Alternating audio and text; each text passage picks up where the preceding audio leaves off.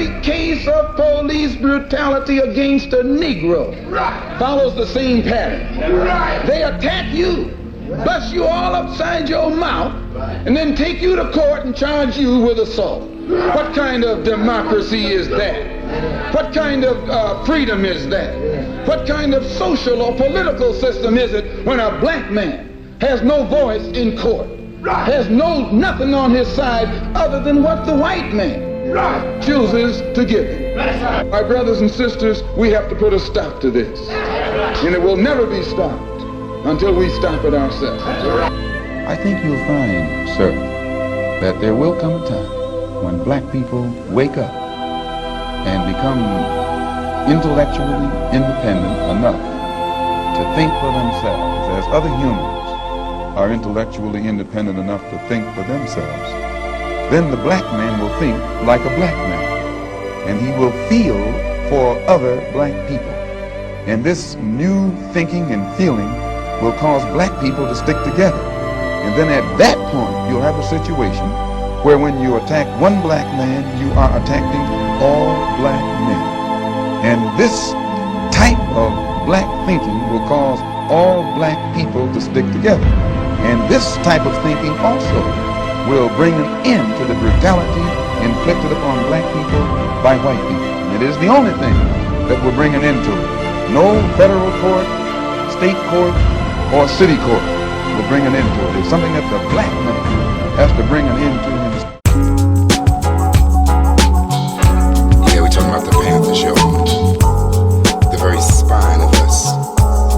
The very reason many of us wanted to be black. Wear in black clothes and be black-minded and take care of black folks in the black community. Talking about the Panthers, yo. I wanted to come down here mostly because, as a white person, it's like, this is the very least that I could possibly do to come out and help the black community. It's like, you live in the South, the deep South, you know, racism is so institutionalized here that it's outrageous, and to me it doesn't seem like it's really a whole lot better than it was in the 50s and 60s. Intersectionality is important because, you know, people of color, POC, in America go through similar struggles.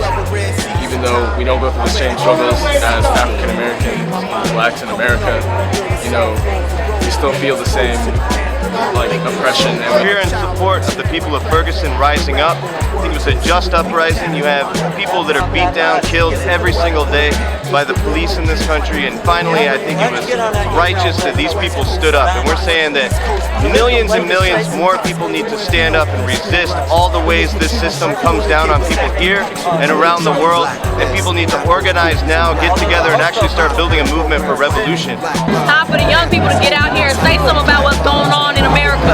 All right, I know you like to sit behind your phone and your TV, but things are going on out here. All right, it's not just in Ferguson, and it's not just in Atlanta, it's not just in Alabama, it's everywhere. It's unjustified militarization of police on civilians. In Gaza, 2,000 Palestinians have been killed this past month. U.S. funding the Israeli army. What's going on in Ferguson is the same exact thing. Racism, apartheid, and unjustified killing of unarmed civilians. White Browns be me, white Browns be my partner, be John S, be behind the camera, whoever, you know, we all tend to think how to be white Browns. A lot of our younger people are trained and encouraged to essentially obey authority. And if there's somebody that I feel should be, you know, at least disobedient, at least maybe in a civil way, the youth. As young black men, we're being judged, you know, and we want to speak up, and we want to let people know, you know, that we're not gonna just turn the other cheek. We're gonna face these issues. I feel like a lot of people in America right now are trying to turn the other cheek, acting like everything's good, but it's not. And regardless of where you stand, it's an American issue, and it has to be addressed by us Americans, no matter your race, color, or whatever. We have to unite together as one. We have to stand up for our fallen citizens and protect each other. I just make this sign because I know for a fact that if it had been me that was gunned down by a policeman, he would be arrested and charged with murder the next day. It wouldn't be a question. They wouldn't be trying to frame me for a robbery. They wouldn't be trying to say that I was high, you know, when it happened. It would be over and done with within 73 or 72 hours. And so I just feel like I need to come out here and show support for somebody that died for no good reason. You need to take a look outside and see who's in your community. I've lost five classmates to gun violence by police and gun violence by kids in the community because they just don't know. It's time for you to educate yourself. Get out there and listen to someone else who has something to say, all right? Choose a side. If you don't stand for nothing, you fall for anything, all right? I'm a musician, right? We got a responsibility too. This is my name, See No Rich. It stands for see no reason I can't have. Never let nobody tell you what you can't have in life. You understand me? But if they keep killing us, how we gonna have anything? Like, Mike Brown was shot down, and he was basically being, he was not behaving. I feel like sometimes in black communities, we keep trying to encourage people to behave, so it seems like we don't deserve oppression. But the thing is that nobody else is behaving. When I think about like a lot of my younger white friends, they don't even, like this wouldn't even occur to them, that they gotta, do what people tell them and this, that, and the other thing. I feel like we should be free to disobey. One of the reasons why the civil rights movement was able to blow up with the youth as it did was because they were disobedient. They sat at lunch counters. They weren't supposed to do that. Their parents were like, what are you trying to do? Challenge, But we're also challenging authority. And, we also have to, sort of like look at these authorities and wonder why they have such control over our lives.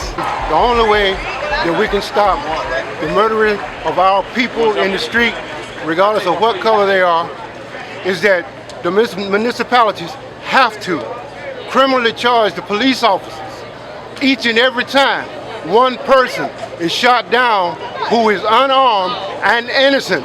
That police officer must be punished to the fullest extent of the crime. If a black person shoots a police dog, he gets 130 years. If a policeman shoots an unarmed black person, he should get 130 years, no less than 130 years. A man's life is worth more than a dog.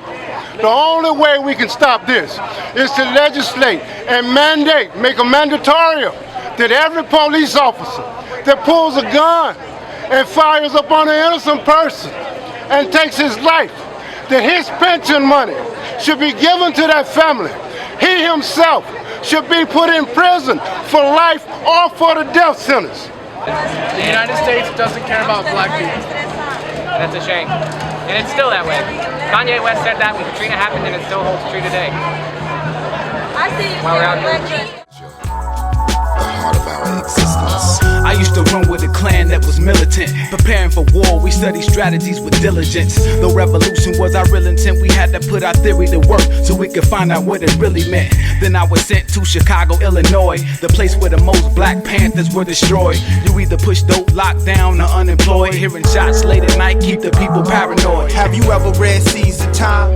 I read it when I was 16 and it freed my mind. Coming up on them dirty South Florida roads, being exposed to the Panther code, make me a soldier, a child of the 10-point platform, the rap form. Word to this Huey P tatted on my left arm. It's pro-life, cause if it wasn't for the Panthers, the real OGs like Akua and Fred Hampton and comrades on the West Coast, side and Watts, East Coast, BLA returning shots at cops. It wouldn't be no free school lunches. It was Matulu Shakur that gave us acupuncture to cure the junkie. Black fists, afros, kookies, and black gloves. 5-point programs, rifles, and black love. Panthers holding it tight like black hugs. All that black is, we call them what black was. Black fists, afros, kookies, and black gloves. 5-point programs, rifles, and black love. Panthers holding it tight like black hugs. All that black is, we call them what black was. It's the Panthers. The Panthers yawning, the rhythm and blues. Conservative smiles on the 5 o'clock news. Here comes Bush, here comes the ground, here comes the fury, here comes the sound.